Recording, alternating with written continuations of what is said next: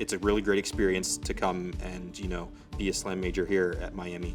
The professors are awesome. They're going to help you so much with anything that you have. They're there for you. One of my sport analytic classes last semester, we had this project where we basically predicted the expected goal count from the MLS and in the English Premier League.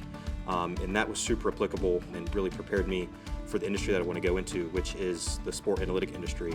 I really joined Slam Club just because of the connections that I'm able to make, whether that's through meeting alumni of the program, whether that's meeting other people that are in the sport industry, and just being able to connect with them, learn from them and their experiences, how I might be able to succeed in the industry. It's another great opportunity that the SLAM department provides. Every fall, they host SCENE, which is the sport career fair, and they bring in like 20 plus different organizations from the industry, just talk with students at like a traditional career fair for job opportunities, for internship opportunities, to make connections. I have an internship with the varsity ice hockey team here, and I was able to get that through connections. So with the hockey team, I am working with the coaches right now to develop a recruitment prediction model to help look at some of the recruits in the junior leagues throughout the United States and Canada and abroad. Being here for 2 years now, I know that it's the right choice for sure.